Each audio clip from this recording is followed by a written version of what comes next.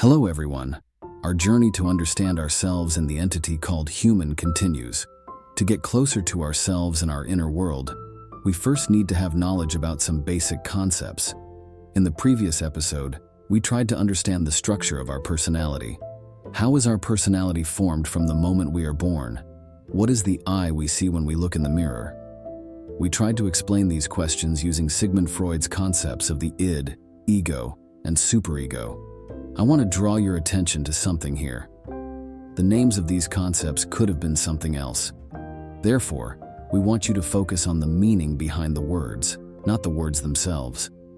The important thing about the terms id, ego, and superego is to know that these are psychological processes occurring in every human. It's enough to have basic knowledge about how these processes work.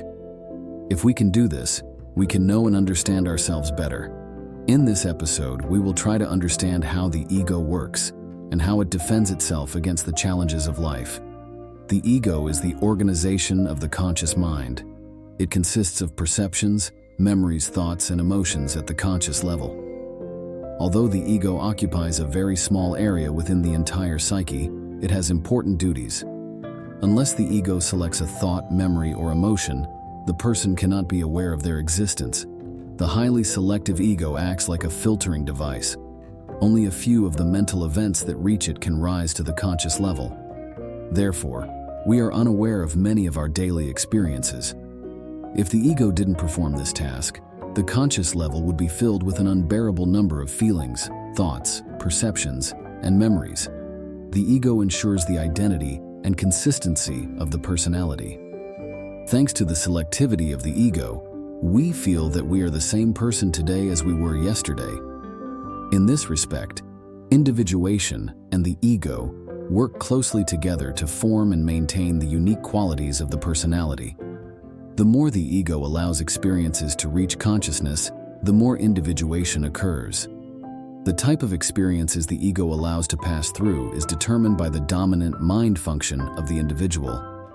If a person is emotional, the ego allows more emotions to reach consciousness. In a thinking-oriented person, thoughts are given priority. Thoughts and memories that create anxiety are generally blocked from reaching consciousness. The number of emotions, thoughts, and perceptions that reach consciousness depends on a person's level of individuation and the intensity of their experiences. The ego of a highly individuated person allows more experiences to reach consciousness. Strong experiences force their way into consciousness, while weak ones are turned away. In a healthy personality, the ego organizes information from the outside world, evaluates perceived situations, selects memories to be recalled at the conscious level, manages adaptive behaviors, and makes plans for the future. These functions make the ego feel good. A person feels good to the extent that they can be what they want to be and do what they want to do. If the ego works well, a person does not waste unnecessary energy, does not produce pain, or experience neurotic disorders. The ego develops its strength through increasing life experiences over time. However, gained experiences do not mean that a person can maintain the security or productivity level they have achieved throughout life. How a person can cope with a situation they encounter at any period of their life depends on the harmony between the identity they have developed and the role they are playing. Moreover, this harmony is not static. Even a strong ego that has provided a positive balance up to that day can face a situation at the age of 40 or 50 that shifts the balance negatively. A healthy person or ego learns how to cope with anxiety. Instead of passively waiting for anxiety to develop, it dares to face the danger. It develops necessary measures to defend itself. When the feeling of anxiety begins to appear, it senses that not being able to prevent the approaching situation will be dangerous. In such a situation, the experienced anxiety is very different from passively faced anxiety. Instead of an overwhelming sense of distress, a mild fear is felt. This fear directs the ego to prepare for the approaching situation. This preparation activates the necessary defense mechanisms, and thus the ego gains control over the possible effects of anxiety. When anxiety arises, it motivates a person to take action. A person can avoid the threatening situation, suppress dangerous impulses, or heed the voice of their conscience. If anxiety cannot be controlled, a person feels helpless like a child. If logical solutions are insufficient in the struggle to cope with anxiety, the ego resorts to unrealistic methods. These methods are called ego defense mechanisms. A person experiencing a difficulty in their life tries to protect themselves against psychological breakdown. To do this, they exhibit behaviors aimed at self-defense. There are two types of defense mechanisms aimed at self-defense. The first group consists of psychological repair mechanisms like crying or constant talking. The second group consists of ego defense mechanisms that protect a person against psychological injury or devaluation, such as trying to deny an annoying situation or finding a reason to justify their behavior. These mechanisms aim to protect a person's psychological integrity and balance. Learning plays an important role in the development of ego defense mechanisms.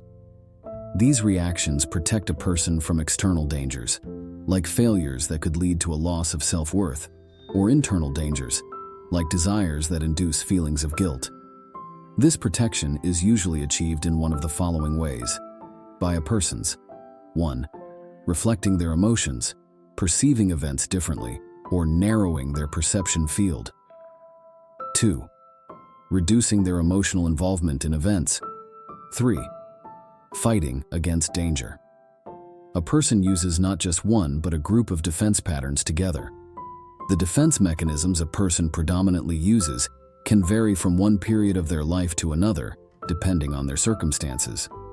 The most important characteristic distinguishing ego defense mechanisms from effortful behaviors is that these reactions are developed and operate unconsciously. In other words, a person is not aware of the meaning of the defense mechanisms they use. They experience the emotions and behaviors created by these mechanisms without being aware of the dynamic forces behind them. Every person uses various defense mechanisms to maintain their psychological integrity and protect the value of their self.